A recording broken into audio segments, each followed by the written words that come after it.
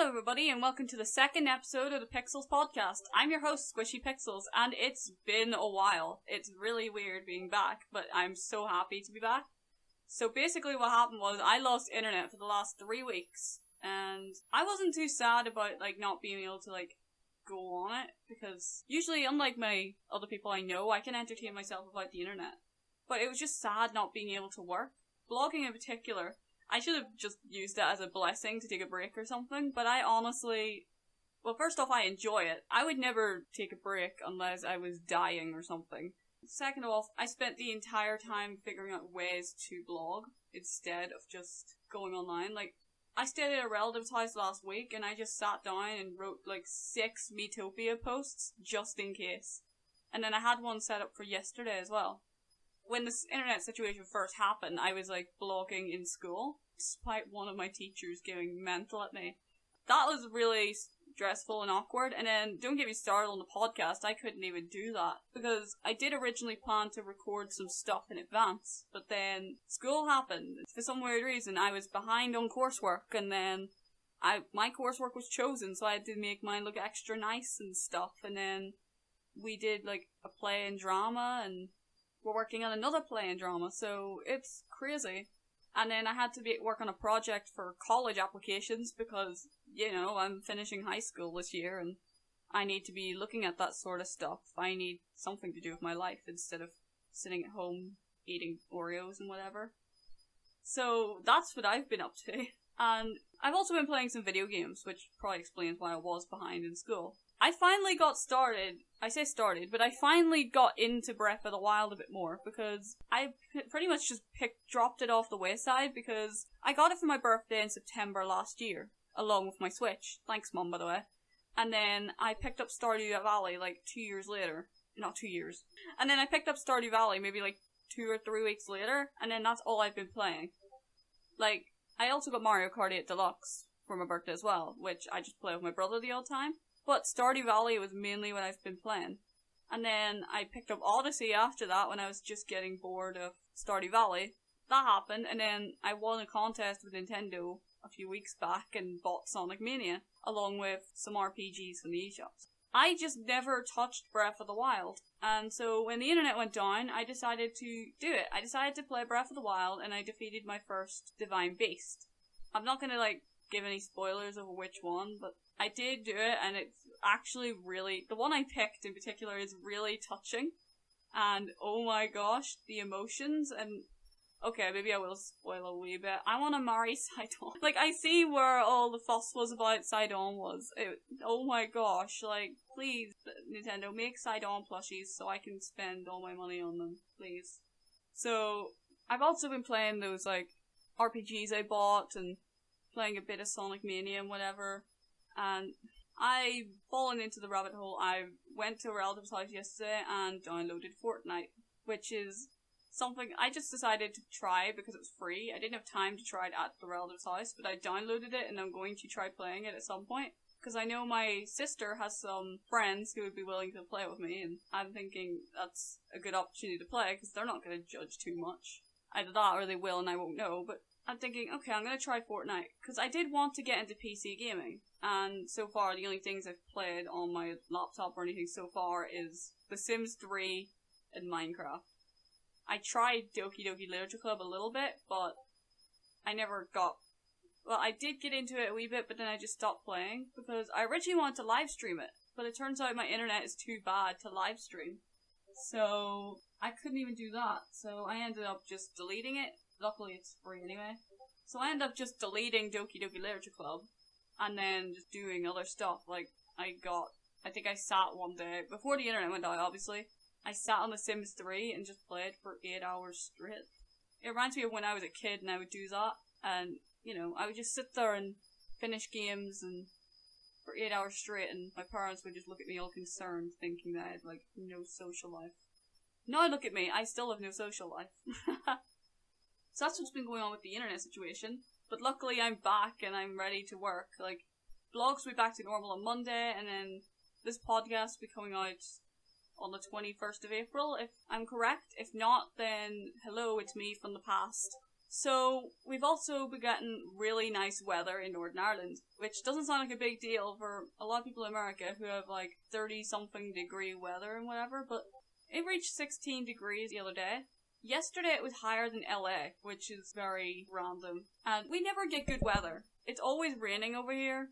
It's always either raining, snowing, windy, or just grey and boring.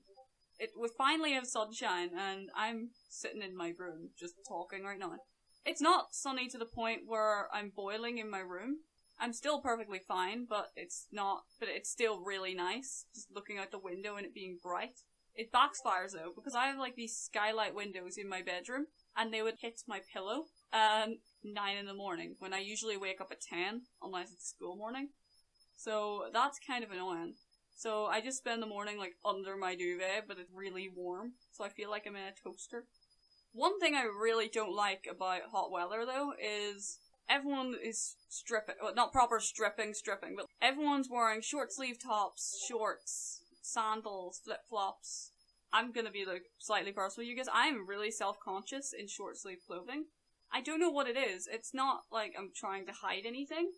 I just feel really awkward showing my bare arms and legs. I mean, legs, ladies, you can understand why, but I don't know what it is with arms. I have nothing to hide. I just like covering my arms and stuff. Like, even to the point where, okay, my school uniform has a blazer. And so, when we're not in, like, the school grounds or something, because it's against the rules, I would wear a jacket underneath. So, if I'm ever told off by a teacher to take off my blazer in the sunny weather, I still have a jacket as like a kind of safety net. So I'm always wearing either a long sleeve top or a hoodie or jumper or something with a short sleeve top. It's probably not healthy because I'm dying underneath all that, but I'm just self-conscious about that sort of stuff, so I don't bother with it. It would probably be so much easier to pack clothes for or something. So yeah, that's what I've been doing. Like, the sunny weather's lovely, especially on a Saturday afternoon like this. So, yes. Alright, so next we're gonna get on with the news, and I have 3 news stories this time instead of just 2, because 2 of them kind of interconnect with each other, and I'm fangirling over both of them. So, the first one, we'll get on with the one that's not connected to any of the others. Labo might be, like, used in schools. I'm really excited for this, and UK might be tested for it. Sadly, by the time that happens, I'm probably gonna left high school. But I know my brother, who's like slightly over half my age, he's going to be ecstatic when this happens. Because like, I have no interest in Labo, but it looks really cool and revolutionary. But my brother, he is so into Labo, he's so excited. We see the advertisement on TV every day and his eyes just lighten. It's so cute. It's like, it really is a thing for children. And I'm so excited to see it being used and all that stuff. I kind of want my brother to get it, but the thing is, I'm the only one in the house that has a Nintendo Switch. So if he gets Labo, then it's going to be used in my room. And I wouldn't have I do have a problem with that a wee bit, because, well, my room is big enough for it. Especially the robot. Like, I'm fortunate enough to have a room big enough to use the robot. But my brother's just going to pester me to let him in, so that he can play on his Labo. And it's going to be annoying, and I'm gonna have to like say no a few times. I'm gonna feel bad because he has this fancy new cardboard toy and he can't play it. I'm so glad to see this happen in schools. It reminds me of a few years back where Minecraft was being introduced into schools because there was like the Minecraft EDU mod that came out, and they chose Northern Ireland to test it because, you know, the country is small and has enough high schools to give good feedback. So Northern Ireland was the one tested, and surely enough, about 2 years after that news story first showed up, my school had Minecraft EDU on it, and we had it, like, video footage of it shown up in, like an open day or something, one of those like cheesy open day videos that schools usually have. And it's changed our school quite well. We now have Overwatch in schools, and now, you know, video games are being used more for learning. I really like that, because we used to have it all, oh, video games are a waste of time, blah blah blah blah blah. And there are a lot of secret nerds in my high school. I'm being one of them, because if I ever told people in my school that I liked Nintendo, I liked Mario or Zelda or something, people would give me a weird look or be slightly weirded out by that. So, like, a lot of people in my school are really awkward with that sort of thing. I'm friends with a lot of, like, nerds, and I'm fortunate enough to have found them, because I know there are people who don't have that kind of connection with a nerdy friend or a nerdy person. And I remember this local gaming convention that I went to last year, and someone from school was there, and I was not expecting them to be there. But surely enough, I followed the gaming convention's Facebook page on my personal Facebook, and there were other people from school following it, and it just feels so nice to see all these people being more open about gaming and everything else. Especially Nintendo gaming, because, like, a lot of older people, in, like, where I live in particular, are very self-conscious about whether Nintendo is for adults or not, and the Switch is really helping out with that. Like, I remember getting approached by someone who used to be very anti-Nintendo. He asked me which Switch games he should get. It was really weird seeing someone that once didn't like Nintendo suddenly come out and be like, okay, which Switch game should I get? It's really touching and great to see that happening. And I think it's something to do with the educational factors being used. Minecraft was a blast anyway, but seeing stuff like Nintendo being used in schools is amazing. And I could picture Rob being used in schools if it came out today. If Rob was more revolutionary and it came out in this generation, I could see it being used in schools. It's amazing. Like, I've also seen VR be used in universities, and that was a blast. I was fortunate enough to get to try out VR for free, and it's amazing to see games being introduced into educational places. On to the next one. So, this is where I'm gonna completely nerd out. Heathers the Musical is coming to the UK. I'm so excited for this, it's unbelievable. Heathers, it's one of those musicals I discovered after, like, Hamilton and stuff. I originally liked all the older stuff, like, all the older musicals, like Fiddler on the Roof, Phantom of the Opera, Blood Brothers, all that stuff. And then I discovered Hamilton and fell in love with that. And then that led me to things like Heathers and Dear Evan Hansen and another one I'll get onto in a minute. And it's great to finally see stuff like this coming to the UK, because they usually start off Broadway, then on Broadway, then other random places on tour, and then West End. Or off West End, but in Europe, sorry. And it's nice to see it coming to the UK now after 4 years. I'm so excited. And even, like, if you've seen Heathers the Musical, or even the movie, Heather Duke is finally getting her own song besides a Shine a Light reprise, because I'm really pleased with this, because personally, I didn't like Shine a Light in the musical, and the reprise is kind of annoying as well. It's really nice to see her, and you see all these snippets of the song that she's getting on Heather's Facebook page, and it's so cool, because it's stuff like, I am the queen, and I now have the red scrunchie, and everything, and it's so cool to see all that progress being made. The only bad thing about it is they're cutting out Blue, which is a song in the musical. And I loved Blue. Okay, for anyone younger, maybe skip a few minutes, because I'm going to explain what it's about. It's basically a song about date rape. And the two football players, Ram and Kurt, they're trying to kind of, like, rape Veronica. And the Heathers locked her in the room with them to, like, do their thing and on stuff. And it's like, it's seen as a joke, but it suited Heathers really. I mean, obviously that topic is not a joke, but it suits Heathers really well, like that song. And so basically they're replacing it with a song called You're Welcome. I've heard You're Welcome because it's used in the school productions of Heathers, and it's okay, but it's not Blue. It's, like, it shows us that it shows us that Veronica is in danger, and although I like that, it's kind of annoying as well, because it's a play about murder and stuff, and of all the things they're censoring that situation. I mean, obviously it's a situation that should be addressed, but the way Heathers first portrayed it, it shouldn't be touched. Like, if it's not broken, don't fix it. Like, fix Shine a Light, but don't ruin Blue. I know, a lot of people are pleased with the change, while others, like myself, are really unamused and really liked Blue. But what can you do? Like, so, I mean, I'm glad to see Heathers coming to the UK. It might be this year, probably next year, but I don't know. But anyway, so it's great to see Heathers coming to the UK, and I'm excited for it. So on to the next topic. On to the next news story, which is Be More Chill is being revived. Yes, that's another musical, and I am so excited for it, because Be More Chill was once a musical that showed up years ago for a month, and then just didn't work out. It wasn't successful. But then about a year later, because of like musicals like Dear Evan Hansen and Heathers and all that, Be More Chill just gained popularity and now has this huge fan base of people who want to see it. It was that big.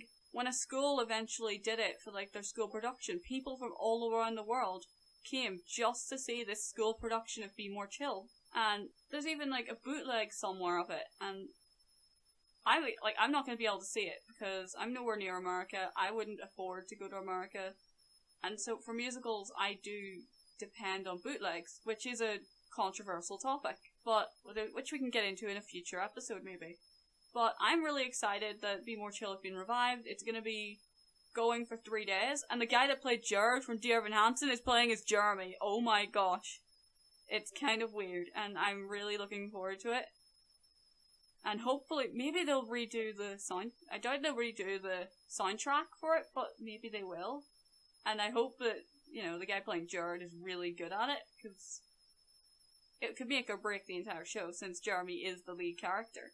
But yeah, I am so happy, and these both kind of appeared online at the same day, so I'm really excited for this, and hope for the best for both of these musicals, because they're both slightly underrated, but not underrated. Like, they have a popular online fan base, but no one talks about them really in real life, so I wish the best of luck for both of them.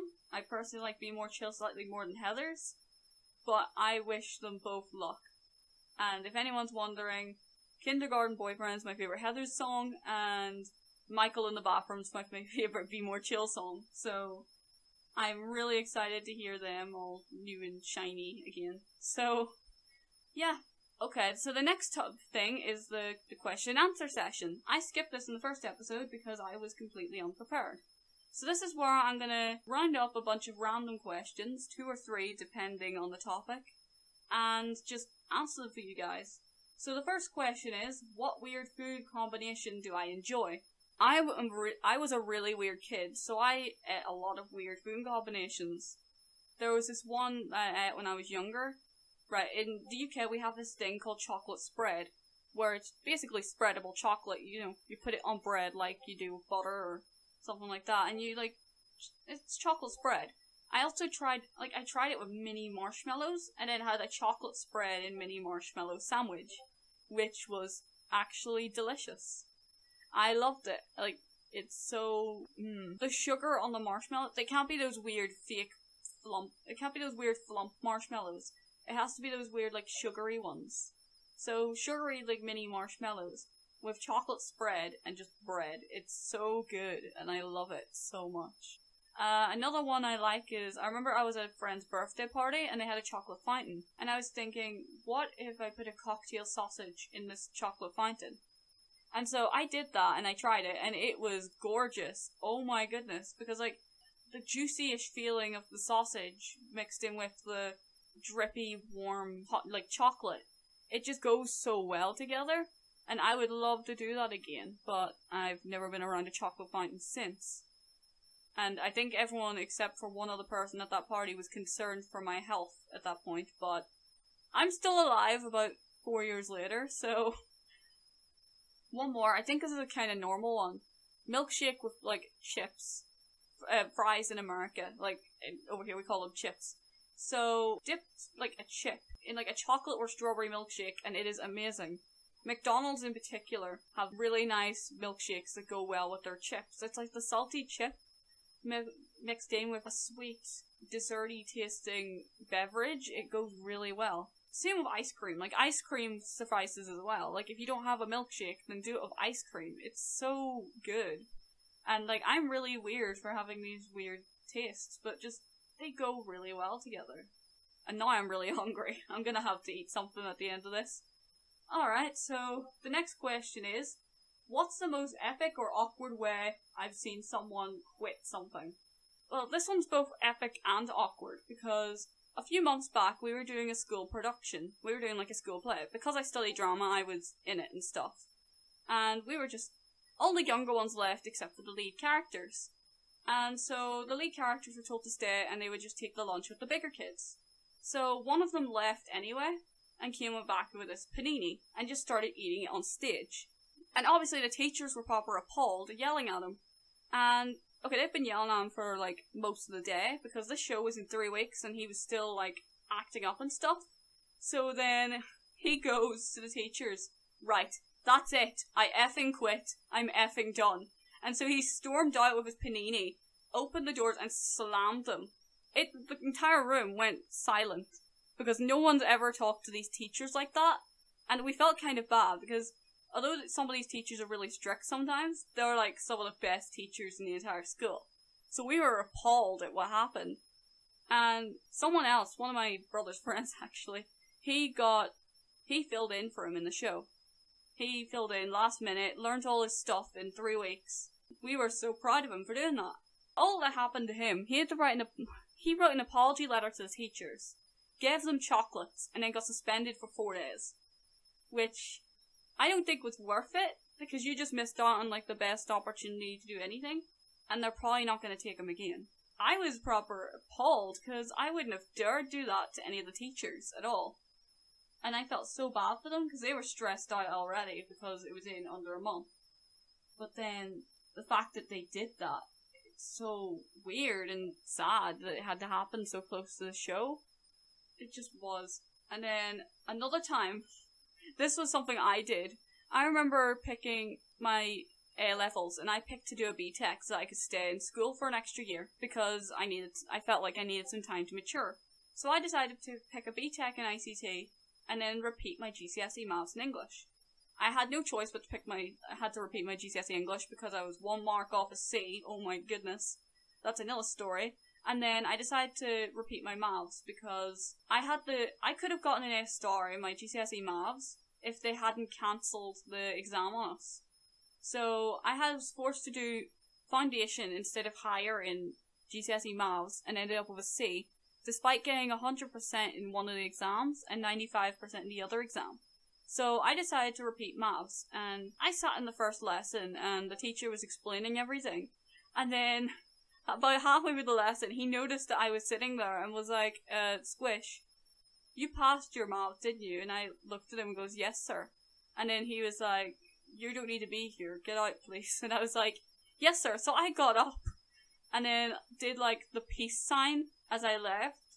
And so I walked out, and, like, the classroom doors have these little windows, so you could still see the peace sign as I walked down the hall towards study. And I felt like a proper legend then, because it was just me walking into this class, and it's like, you're too smart for this class. And I'm like, okay, peace out, suckers! It felt amazing.